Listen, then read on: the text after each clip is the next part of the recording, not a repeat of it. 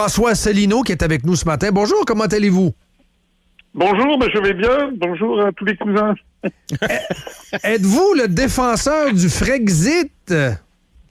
Ah oui, depuis 17 ans, j'ai créé un parti politique pour appeler les Français à sortir de l'Union européenne, de l'euro et de l'OTAN. On dirait ça au Québec, vous êtes séparatiste, vous êtes souverainiste. Voilà. Pourquoi? Je trouve ça intéressant. Puis ensuite, on parlera des tenants et aboutissants de ce qui se passe actuellement en France. Mais pourquoi? Parce que, en fait, vous savez, beaucoup de Français n'ont toujours pas bien compris ce qui se passe. Mais en fait, la construction européenne, qui a été présentée aux Français comme une œuvre de paix, une œuvre qui aurait été une volonté française à l'origine pour renouer les relations amicales avec les Allemands, etc. Ça, c'est ce qu'on a expliqué aux Français. Mais en fait, c'est pas la vérité. La véritable histoire de la construction européenne, c'est que c'est une invention américaine qui a été définie après la Seconde Guerre mondiale et qui est une espèce de processus de colonisation discret en forçant de plus en plus d'États à entrer dans une collectivité qui s'appelle l'Union européenne, avec des États dont les intérêts sont totalement opposés. Et plus il y a d'États, plus ces intérêts opposés mènent à un blocage. Et plus il y a un blocage, et bien plus on est obligé de prendre des mesures qui sont coercitives pour le plus grand profit de ceux qui tirent les ficelles, c'est-à-dire ceux qui tiennent les médias, qui financent les politiciens, c'est-à-dire en fait l'oligarchie euro-atlantiste. Charles de Gaulle l'avait parfaitement compris, d'ailleurs dès 1962, où il avait expliqué que la construction européenne, finalement, risquait de faire le jeu de faire la politique d'un fédérateur extérieur, comme disait de Gaulle dans sa conférence de presse, qui ne serait pas européen, c'est-à-dire en fait les États-Unis d'Amérique. Et en fait, c'est ce qui est en train d'arriver de plus en plus. On voit que les pays d'Europe, les uns après les autres, disparaissent. Leur influence, leur rayonnement mondial disparaît petit à petit dans une espèce de conglomérat un peu informe qui est complètement désormais à la solde des intérêts géopolitiques des États-Unis. On le voit par exemple sur l'affaire russo-ukrainienne où la parole de la France, par exemple, a complètement disparu. Donc en matière internationale, c'est criant. C'est également vrai en matière économique, en matière monétaire, financière, on peut en parler. Et il y a aussi une autre conséquence, c'est que ceci est en train de tuer la démocratie dans tous les pays de l'Union européenne. On le voit par exemple ces temps-ci, puisque la situation en France devient extrêmement critique. Donc les Français sont extrêmement mécontents de la situation dans tous les domaines. Vous avez des forces politiques, certaines dites d'extrême droite, d'autres dites d'extrême gauche, qui chacune font leur programme. Le problème, c'est que ces programmes, de toute façon, ne pourront pas être appliqués, puisque ce qui prévaut, ce sont, par la vertu des traités européens, c'est les décisions de la Commission européenne et les décisions qui figurent dans les traités européens. Parfait. J'en reste là. Le nouveau Front populaire, ça, c'est la gauche. RN, c'est la droite. La une du Figaro ce matin. Dette, déficit, l'Europe s'inquiète de la dérive française. Alors que Bruxelles a lancé une procédure pour déficit excessif contre la France, le désordre politique et les programmes économiques dispendieux et du RN et du nouveau Front populaire préoccupent les marchés. Vous en dites quoi? Oui, c'est exactement ce que je vous disais. Exact. C'est-à-dire que vous avez le problème, c'est que l'euro, nous avons la même monnaie que l'Allemagne, que la Grèce ou que les Pays-Bas. Or ça n'existe pas. Pour que ça fonctionne, si vous voulez, il faudrait qu'on ait les mêmes peuples, les mêmes tissus économiques, la même ardeur au travail, la même compétitivité, etc. Donc si nous n'avions pas les mêmes monnaies, si ces monnaies divergeaient, c'était justement jadis pour tenir compte des évolutions divergentes de la compétitivité. Mais là, dans la mesure où on a la même monnaie que par exemple les Allemands ou les Néerlandais sont plus compétitifs que nous, ça a pour conséquence que la France s'enfonce dans des déficits commerciaux géants et dans des déficits de la balance des paiements géants. Et face à ça, face à l'augmentation du chômage qui en découle notamment, les politiques publiques dépensent de plus en plus d'argent.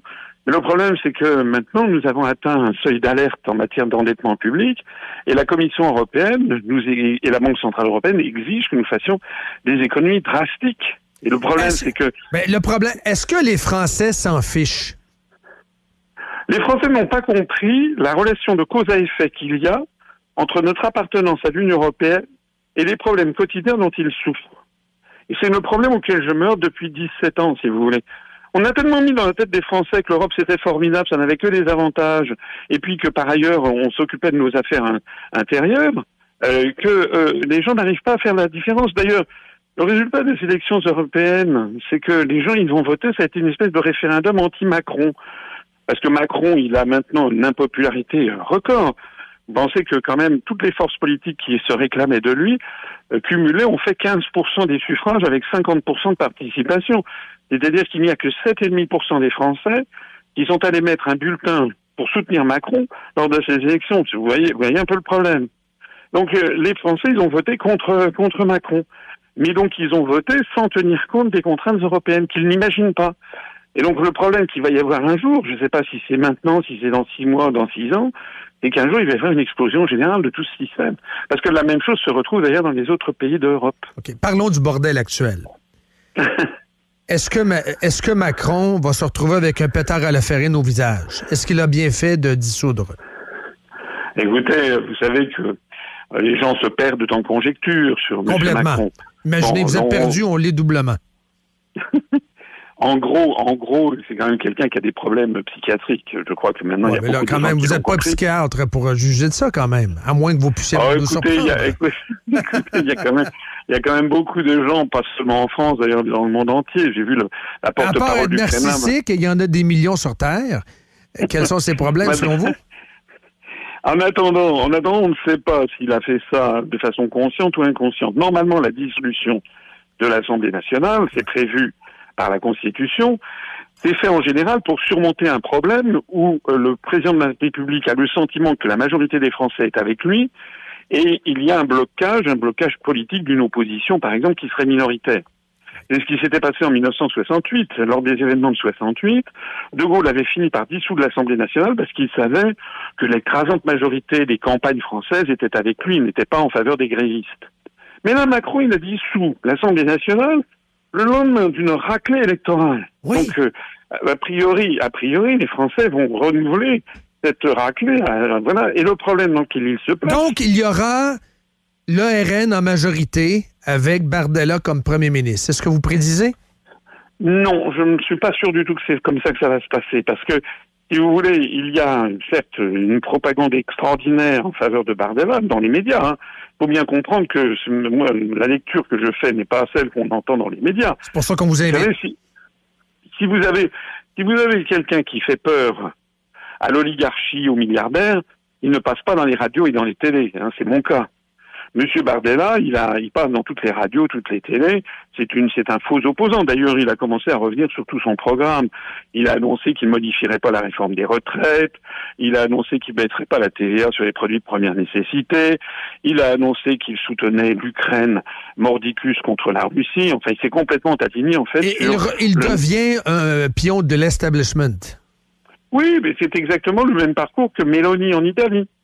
Donc, si vous voulez, l'idée, c'est de présenter aux Français des opposants comme si c'était des opposants farouches, mais en fait, ça ne changera rien, puisque de toute façon, il faut obéir aux traités européens et à l'OTAN. Voilà, donc c'est justement ça que l'on dit, c'est que le problème que l'on pose, c'est celui-ci. Alors, actuellement, là, vers quoi on s'oriente, moi je pense qu'il y a un risque que la prochaine Assemblée nationale, il n'y ait pas de majorité pour personne, qu'il y ait un gros bloc pour le Rassemblement national, mais qui n'est pas la majorité à lui tout seul, mais qu'il y a aussi un gros bloc pour le nouveau Front populaire, et puis qu'il y a aussi une petite minorité pour le centre et les macronistes. Et auquel cas, ça va devenir très difficile à gouverner, d'autant plus que M. Macron ne peut plus dissoudre l'Assemblée nationale pendant 1 an. Alors il va falloir trouver sans doute une combinaison à l'italienne, et là il est possible qu'il y ait ça se situe après des élections. D'où l'expression Parlement à l'italienne, on la connaît ici. Que pensez-vous de Zemmour et qu'advient-il avec lui maintenant qu'il a été déserté par la nièce de Le Pen? Il est seul avec sa solitude. Oui, je crois que c'est un peu la fin de son aventure. Pourquoi c'est arrivé? Parce que je pense que alors il y a plusieurs hypothèses, mais là aussi Zemmour avait bénéficié de la sollicitude des médias d'une façon extraordinaire, et également des sondages. Il écrivait dans les médias, ça a été son pain, son beurre quand même. C'est vrai. mais il était également très poussé par Bolloré, qui possède notamment CNews. Il avait été également très mis en avant par des sondages. Il y a des sondages qui le donnaient au deuxième tour de la présidentielle, qui lui donnaient 16,5% au premier tour et 45% contre Macron à la présidentielle. Des sondages 2022. fabriqués, une thématique qui a déjà abordée dans l'émission ce matin d'ailleurs. Oui, parce qu'on a en France un organisme qui s'appelle la Commission des sondages qui avait justement annoncé que c'était un faux sondage. En fait, il n'a pas fait 16,5, il avait fait 7. Mais le problème qui s'est posé ensuite, c'est que Zemmour est apparu aux yeux d'une partie de l'opinion. C'est quand même des gens très très à droite. C'est quand même il a été condamné à plusieurs reprises pour discrimination raciale, pour déclaration raciste, etc. Puisque l'essentiel de son propos quand même consiste à taper sur les Arabes et sur l'islam. Donc ça a plu à une partie de l'opinion publique d'extrême droite en France.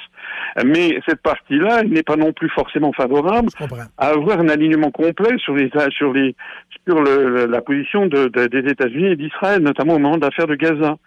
Donc il y a eu ce problème qui a explosé entre la nièce, qui était peut-être en service commandé d'ailleurs pour sa tante, et qui a peut-être... Mon côté complotiste me dit ça.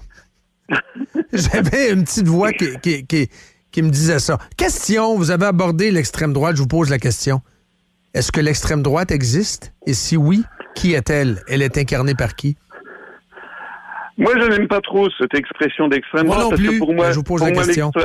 Pour moi, l'extrême droite, ce sont des partis politiques qui ont une explication raciste, qui ont de la société et qui ont des valeurs extraordinairement conservatrices. Alors, c'est une partie le camp Zemmour, incontestablement, relève de ça, puisque, comme je l'ai déjà dit, Zemmour a été condamné à plusieurs reprises pour injure raciale. En revanche, le Front National, le Rassemblement National, aujourd'hui, dans sa présentation extérieure, c'est plutôt un parti conservateur, comme on en voit beaucoup, parfois même, il a certains aspects de sa doctrine économique qui le rapprocheraient plutôt de la gauche. C'est-à-dire que, par exemple, le Rassemblement National aujourd'hui est moins à droite, à mon avis, que les républicains trumpistes aux États-Unis. Mais c'est un fait que c'est présenté ainsi dans la population. Et surtout, vous savez, c'est un chiffon rouge, parce que c'est la famille Le Pen, une espèce de fief féodal de la famille Le Pen depuis des décennies. Et donc, les gens réagissent un petit peu de façon pavlovienne. Quand on dit Le Pen, aussitôt, vous avez une partie énorme de la population qui se soulève et qui ne veut pas, c'est pour ça que je pense qu'il n'est pas exclu qu'aux élections qui vont avoir lieu, il y a un bon score de l'extrême gauche, et de la gauche. Mais ce n'est pas parce qu'ils auront fait un bon score qu'ils arriveront comme ça au pouvoir. Dernière question, ils me fichent la trouille, ces gens-là, puis je vis pas en France, mais je veux dire, les anticapitalistes, les communistes, c'est toute une salade, ça. C'est toute une salade, ça, François Asselineau. Les écolos, machin. Mais vous savez, on a en France beaucoup de rêveurs. On a des gens qui ne se rendent pas compte. En plus, ils sont tous pour la construction européenne. Rien contre les rêveurs, mais des rêveurs violents et des rêveurs qui veulent me voler mon pain. Ça, c'est pas pareil. Vous avez raison. Mais le problème, en plus, c'est qu'ils sont pour la construction européenne. C'est-à-dire qu'ils veulent une chose et son contraire, parce que l'Union européenne, en fait, elle promeut tout ce qu'ils combattent. Elle promeut notamment l'hyperproductivité en matière agricole, le big business agricole, big pharma, elle promeut tout ça. Donc ils veulent en fait une chose et son contraire. Voilà, le problème, c'est qu'en fait on est face à une situation qui devient de plus en plus inextricable, parce que en fait la grande majorité des Français, vous savez, c'est tout bête, ils voudraient tout simplement que la France reste la France, comme on l'a toujours connue. Et puis en fait ils découvrent que ce pays est en train de partir un petit peu en quenouille, avec une immigration complètement incontrôlée, qui d'ailleurs est promue par la construction européenne, qui a fixé comme objectif 4 millions de nouveaux migrants en Union européenne chaque année, c'est-à-dire la population française tous les 17 ans dans l'Union européenne. Donc ça, vous avez 80% des Français qui ne sont pas d'accord avec ça, mais qui ne comprennent pas que c'est l'Union européenne qui est derrière. Et puis tout est à l'avenant, si vous voulez, les politiques économiques ultralibérales sont fixées dans les traités européens. Exact. Donc c'est pour ça que je vous dis on va aller un jour à un feu d'artifice général, et nul ne sait le jour ni l'heure, c'est comme dans les Saintes Écritures. Mais François Asselineau, quelle belle boucle. On se reparle assurément. Merci encore. Merci encore. Merci à vous. Pour votre entrevue. Merci, au revoir. Au revoir.